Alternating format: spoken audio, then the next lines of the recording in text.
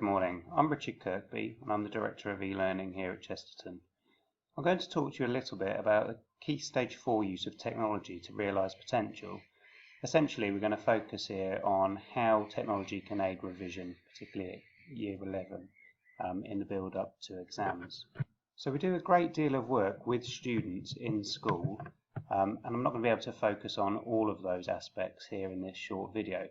There are a few things that I want to highlight just so that parents are aware of the kind of things that are available to students and the kind of information they can access. The first of those that I want to look at is the revision website. So you can see on screen here the revision website URL. It's chestertoncc.net/revision, and do note that you need to use a capital R in order to access the site. That site can be accessed from the main school website under the menus at the top. Once you go to the website, there is a password. The site is password protected because of the content we've got within there, and the password is Farnsworth with a capital F. And there's a whole plethora of information available. Our teachers have been given a lot of time in the past 2 years to build up this information resource. A lot of directed time from the college and also their own time, and there really is a huge amount of information on there now with thousands of resources.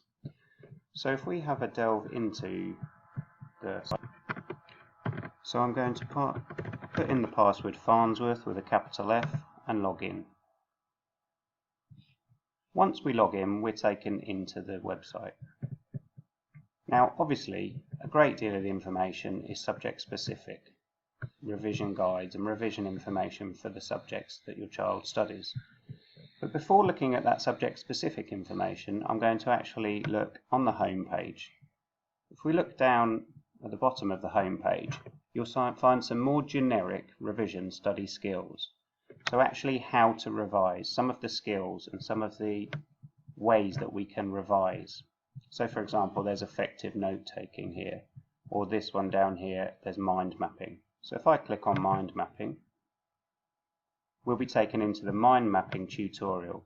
So one of our teachers has created this tutorial for students on how to create a mind map and what the mind map might be used for in their revision. Okay, so that's one of the examples of the generic study skills.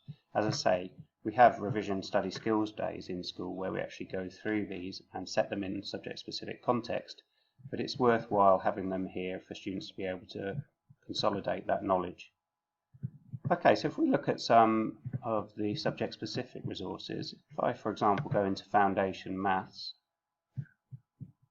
what you'll find is a menu within each subject, and we call this the core revision offer.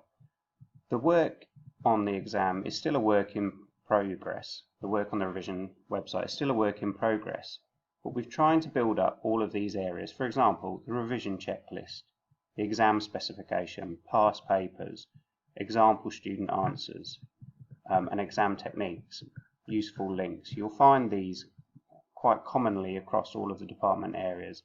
And where they are missing, we're working on completing those this year. So example student answers will be where a student has actually completed an exam paper and the teacher has marked that so that you can see what kind of answers they are giving and what's correct. If we look at the past papers here, okay, so we can see, I will go into the Foundation Linear past papers.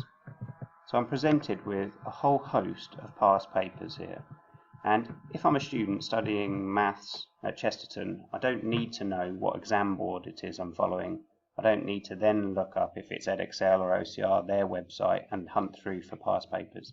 They're all presented here for me, the actual exam spec that we are following here at Chesterton.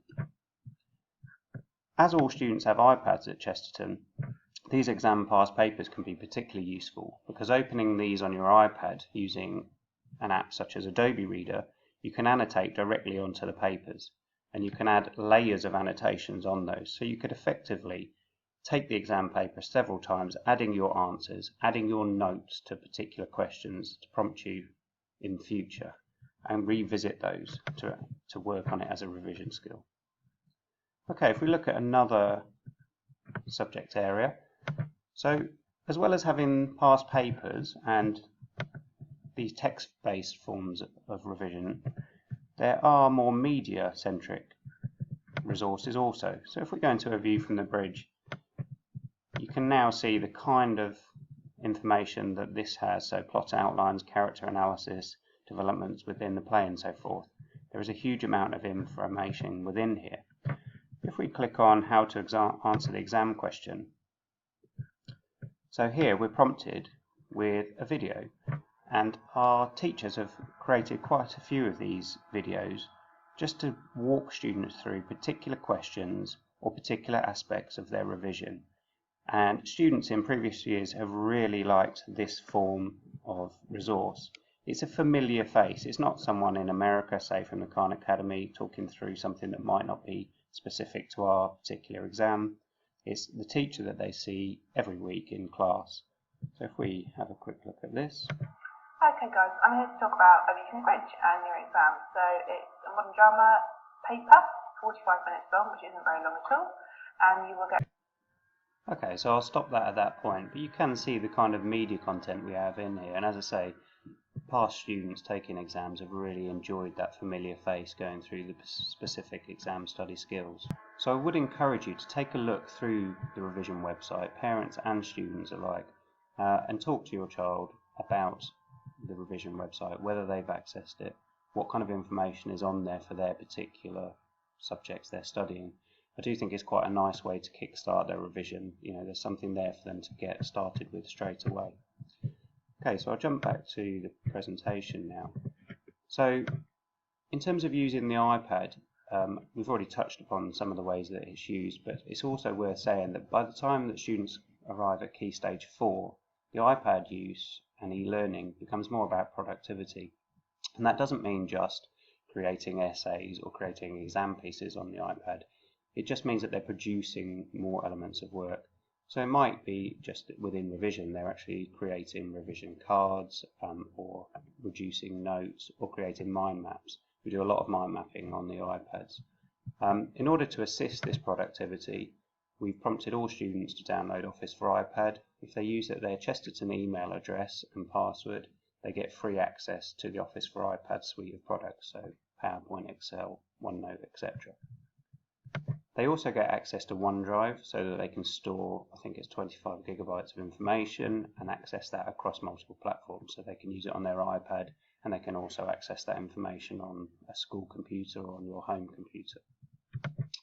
One final thing for me to say is that students all get to log in online to Office Online. That's how they access their email here at Chesterton. And when they do, they're actually prompted with the ability to download the Office suite of products. So that means that if you have a computer or a laptop or both at home, students can actually log in with their login and download the Office suite. So they can download Word, PowerPoint, Excel, etc. So I would encourage them to do that if they need to access the Office suite on their home computers also. So I hope that's helped. I've created a handout which I've put on the website as a PDF with all of these links and some instructions on students how to download the Office suite of products. Thank you very much.